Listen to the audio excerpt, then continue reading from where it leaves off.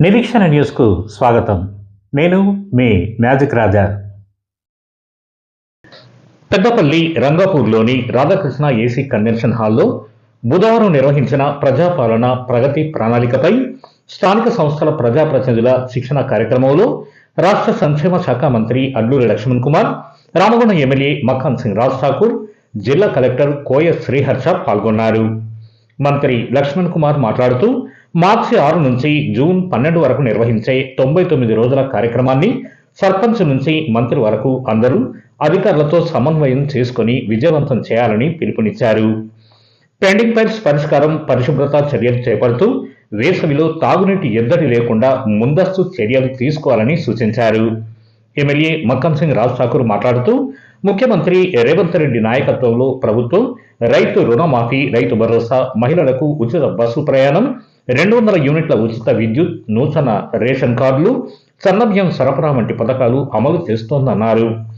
అభివృద్ధి పనుల్లో రోడ్లు, డ్రైనేజీ, పారిశుద్ధ్యం, చెట్ల పెంపకానికి ప్రాధాన్యత ఇవ్వాలని సూచించారు. జిల్లా కలెక్టర్ కోయ శ్రీహర్ష మాట్లాడుతూ 99 రోజుల ప్రజాపాలన ప్రగతి ప్రణాళిక, ప్రభుత్వ పథకాల అమలు, లబ్ధిదారుల ఎంపిక, శాఖల పనితీరుపై ప్రజాప్రతినిధులకు అవగాహన కల్పించేందుకే ఈ శిక్షణ కార్యక్రమం నిర్వహిస్తున్నట్టు తెలిపారు.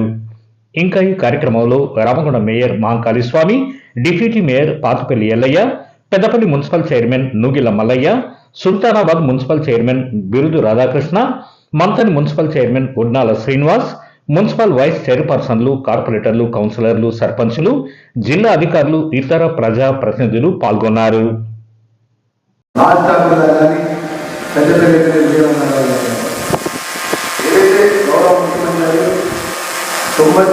కూడా ఆరోగ్యానికి ముందుపడితే జూన్ 12 తారీఖు ఈ రాష్ట్రంలో అన్ని శాఖలకు సంబంధించిన అధికారులకు సంబంధించిన స్థానిక ప్రజలకు ఎన్నుకోబడ్డ స్థానిక ప్రజాప్రతినిధులు సంబంధించి అన్ని వర్గాల ప్రజలకు సంబంధించిన గొప్ప కార్యక్రమాన్ని ప్రారంభం చేయాలి. దాంట్లో భాగంగా ఈరోజు జిల్లా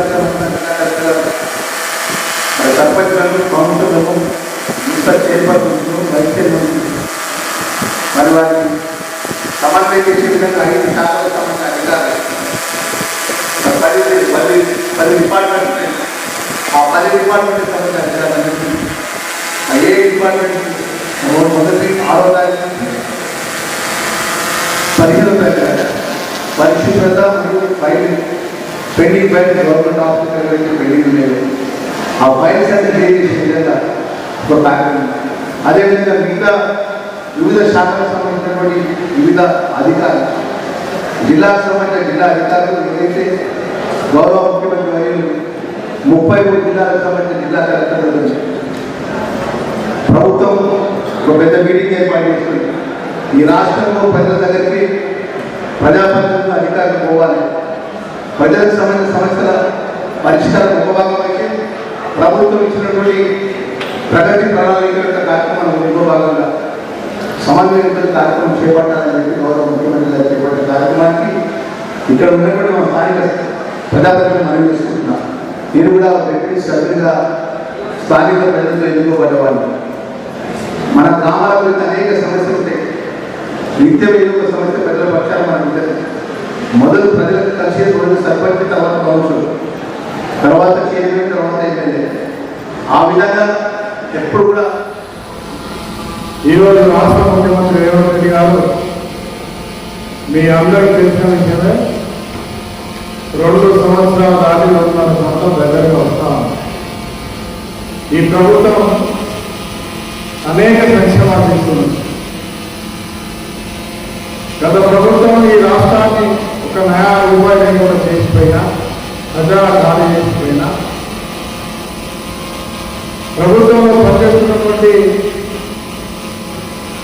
అధికారులకు, ప్రభుత్వ ఉద్యోగులకు ఎక్కడ ఇబ్బంది పెట్టకుండా ఇచ్చినటువంటి మాట అనేక సంక్షేమాలు ఇవాళ అమలు చేస్తూ అద్భుతమైన ఫలితాలను కొనసాగిస్తూ రాష్ట్రాన్ని నంబర్ 1గా దేశంలో చేసే దిశగా రేవంత్ రెడ్డి గారి ప్రభుత్వం ముందుకెళ్తాం.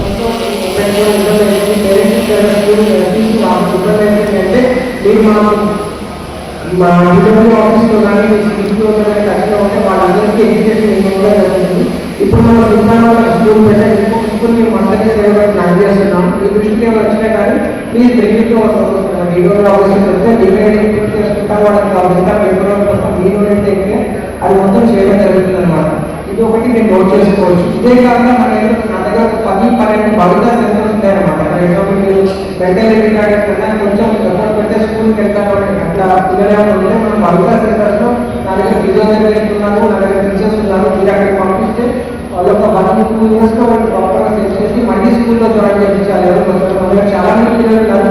ఫస్ట్ వాళ్ళకి మాట్లాడడం కావాలి, తర్వాత రెగ్యులర్ స్కూల్లో కూర్చోవడం వాళ్ళందరూ నార్మల్గా జాయిన్ అయ్యేది రెగ్యులర్ స్కూల్కి వస్తాము. కానీ మన డిపార్ట్మెంట్ తీసుకొస్తే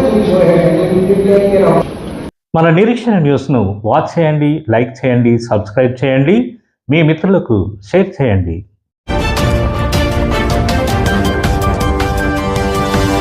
Audio Jungle.